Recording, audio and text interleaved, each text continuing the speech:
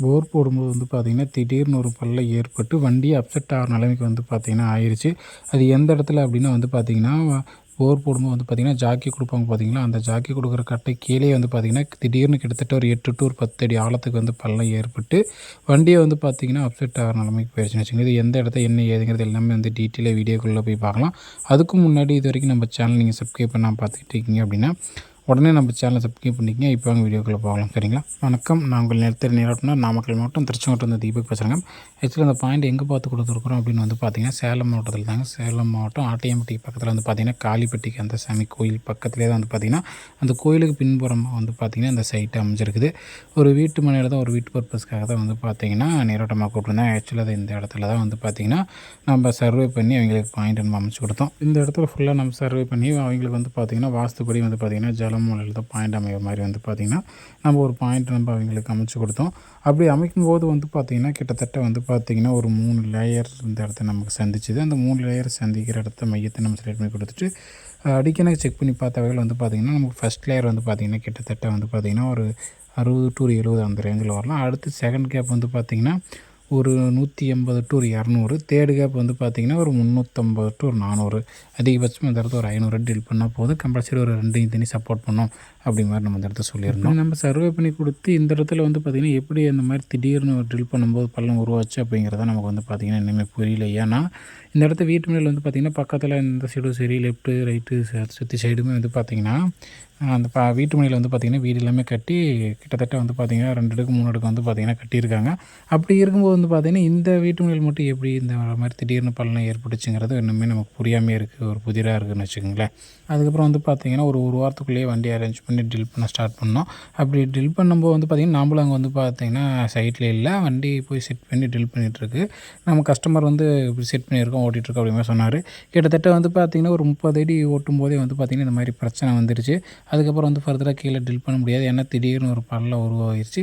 இதுக்கு மேலே நம்ம வந்து பார்த்திங்கன்னா கீழே ட்ரில் பண்ணும்போது ஏர் உள்ள விட்டோம்னாலும் இன்னும் அகலமாக வந்து பார்த்திங்கன்னா மண் இடிஞ்சு உள்ள விழுந்து இன்னுமே வந்து பார்த்திங்கன்னா நமக்கு பெரிய ஆபத்து உண்டாயிரும். அதனால் ஃபர்தராக ட்ரில் பண்ண முடியாது அப்படின்னு சொல்லிட்டாங்க வண்டிக்காரரும். அதாவது இந்த பகுதியில் வந்து பார்த்திங்கன்னா ஓரளவுக்கு செட்டு மேலே கிடைக்காது. ஓரளவுக்கு வந்து பார்த்திங்கன்னா ஒரு சில இடத்துல மணல் சார்ந்த பகுதியாக தான் ஒரு ட்ரில் பண்ணும்போது வரும். ஆனால் இந்த இடத்துல எதனால இவ்வளோ வந்து பார்த்திங்கன்னா பள்ளம் ஆச்சு அப்படிங்கிறது நம்ம புதிராக இருக்குது. ஒரு வேளை வந்து பார்த்திங்கன்னா இப்போ மழை பெஞ்ச காலத்தினால வந்து ட்ரில் பண்ணுறனாலே என்னமோ தெரியல இந்த மாதிரி வந்து பார்த்திங்கன்னா பள்ளம் ஏற்பட்டுருச்சு. அதுக்கப்புறம் வந்து பார்த்திங்கன்னா சரி வேறு ஒரு பாயிண்ட் அமைச்சிக்கலாம், இந்த இடத்த அமைக்க முடியாது அப்படின்ட்டு நம்மளை கால் பண்ணி வர சொல்லியிருந்தாங்க. அப்புறம் நாமளும் வந்து போகிறதுக்கு நைட் ஆயிடுச்சு. அப்புறம் நைட்டாக வந்து பார்த்திங்கன்னா அதே சைட்டில் இன்னொரு பாயிண்ட்டையும் நம்ம செலக்ட் பண்ணி கொடுத்து அவங்களுக்கு அப்போயே கையோட இருந்து வந்து பார்த்திங்கன்னா நம்ம பாயிண்ட் ஓட்டி கொடுத்துட்டு வந்திருக்கோம். சரிங்களா? இப்போ நைட்டு இந்த இடத்த நம்ம அவங்களுக்கு செலக்ட் பண்ணோம். இப்போ இந்த இடத்த ட்ரில் பண்ணுறதுக்கும் அந்த பழைய போர் ட்ரில் பண்ணுறதுக்கும் வந்து பார்த்திங்கன்னா கிட்டத்தட்ட ஒரு 12 டு ஒரு 15 அடி டிஸ்டன்ஸ் இருக்கும். இந்த இடத்த இது வந்து பார்த்திங்கன்னா எங்களுக்கு வாஸ்துப்படி ஜலமூலையில் அமைகிற மாதிரி வந்து பார்த்திங்கன்னா இந்த பாயிண்ட்டை நம்ம செலக்ட் பண்ணி கொடுத்தோம். இந்த இடத்த ட்ரில் பண்ணும்போது வந்து பார்த்திங்கன்னா கிட்டத்தட்ட வந்து பார்த்திங்கன்னா ஒரு 40 டு ஒரு 45 அந்த ரேஞ்சிலே வந்து பார்த்திங்கன்னா ஃபஸ்ட் லேயர் வந்துச்சு. அதுலேயே வந்து பார்த்திங்கன்னா கிட்டத்தட்ட ஒரு 1/2 டு ஒரு 3/4 தண்ணி சப்போர்ட் பண்ணுச்சு.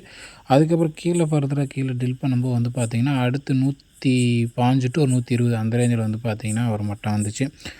2 மட்டத்தையும் சேர்த்து கிட்டத்தட்ட வந்து பார்த்திங்கன்னா ஒரு 1.5 தண்ணியாக சப்போர்ட் பண்ணுச்சு. இதுக்கும் கீழே இன்னும் ஒரு லேயர் இருக்குது. அது கிட்டத்தட்ட வந்து பார்த்திங்கன்னா ஒரு 300 டு ஒரு 350 அந்த ரேஞ்சில் வந்து பார்த்திங்கன்னா கிடைக்கும் அப்படின்னு சொன்னால். ஆனால் அவர் வந்து பார்த்திங்கன்னா இதுவே நமக்கு போதும், வீட்டு யூஸுக்கு தானே ஒரு 1.5 தண்ணி சப்போர்ட் பண்ணிச்சு, போதும் இதோட நிப்பாட்டிக்கலாம் அப்படின்ட்டு ஒரு 240 அடி வரைக்கும் ட்ரில் பண்ணி இந்த பாயிண்ட் அப்படியே க்ளோஸ் பண்ணியாச்சு. சரிங்களா? இந்த பாயிண்ட் அமைக்கும் போது எந்த ஒரு பிரச்சனையுமே கிடையாது. அந்த மாதிரி வந்து பார்த்திங்கன்னா திடீர்னு பள்ளம் ஏற்படுறது. ரெண்டாவது அந்த பழைய போருக்கும் இந்த போருக்கும் ஏர் பாஸ் ஆகுது, அந்த மாதிரி எந்த ஒரு பிரச்சனையும் கிடையாது.